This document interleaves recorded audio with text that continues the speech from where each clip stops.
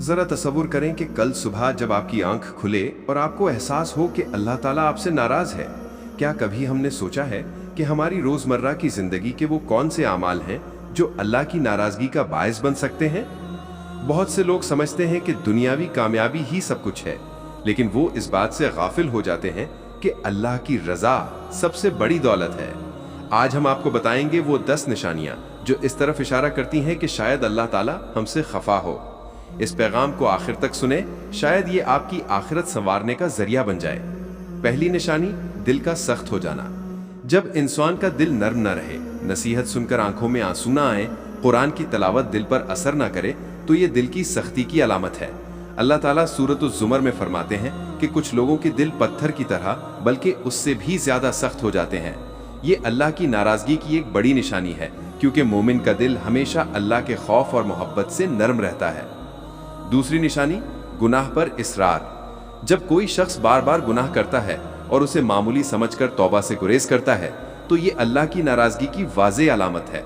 नबी करीम सल्लल्लाहु अलैहि वसल्लम ने फरमाया कि जब बंदा गुनाह करता है तो उसके दिल पर एक सियाह धब्बा पड़ता है। अगर वो तौबा कर ले तो दिल साफ हो जाता है, वरना वो धब्बा बढ़ता जाता है और दिल को सियाह कर देता है। तीसरी निशानी, नमाज में सुस्ती। नमाज अल्लाह से ताल्लुक जोड़ने का सबसे अजीम जरिया है। अगर कोई शख्स नमाज में सुस्ती करे, उसे ताखीर से पढ़े या बिल्कुल छोड़ दे, तो ये खतरे की घंटी है। कुरान पाक में अल्लाह ताला फरमाते हैं कि कुछ लोगों ने नमाज को तर्क किया और अपनी ख्वाहिशात के पीछे लग गए। ये अल्लाह की नाराजगी की एक बड़ी निशानी है।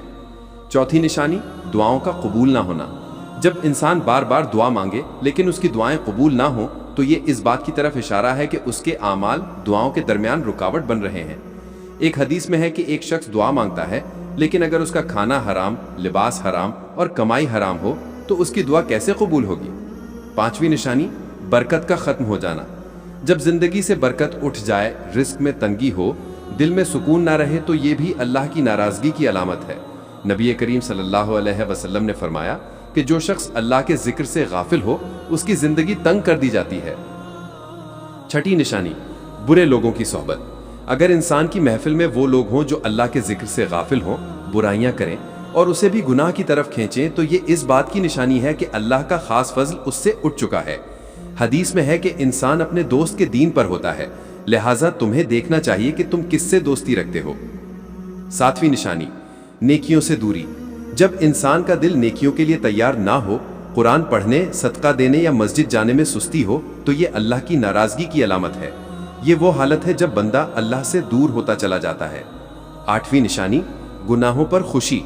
अगर कोई शख्स गुनाह करे और उससे उस पर खुशी हो, तो ये इंतहाई खतरनाक हालत है। कुरान पाक में है कि क्या वो लोग जो बुरे काम करते हैं ये समझते हैं कि अल्लाह उनसे राजी है?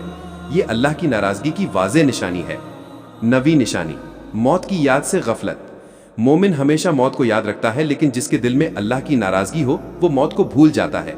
नबी करीम सल्लल्लाहु अलैहि वसल्लम ने फरमाया कि मौत को कसरत से याद करो, क्योंकि ये गुनाहों को मिटाती है।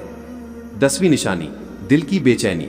जब इंसान के दिल में बेचैनी हो, वो हर वक्त परेशान रहे और उसे अल्लाह के जिक्र से सुकून न मिले, तो ये भी अल्लाह की नाराजगी की अलामत है। मोमिन का दिल अल्लाह के जिक्र से सुकून पाता है, लेकिन जब ये सुकून गायब हो जाए, तो ये खतरे की निशानी है। प्यारे भाइयों और बहनों, ये निशानियां सिर्फ सुनने के लिए नहीं, बल्कि अपने दिलो जान पर गौर करने के लिए हैं।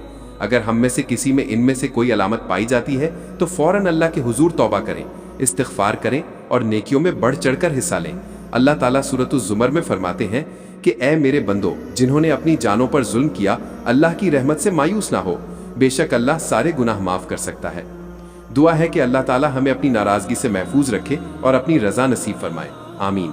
अगर ये पैगाम आपको पसंद आया तो इसे अपने दोस्तों और घर वालों के साथ शेयर करें, ताकि ज़्यादा से ज़्यादा लोगों तक ये बात पहुँचे। अल्लाह हाफिज़, अपना ख्याल रखें।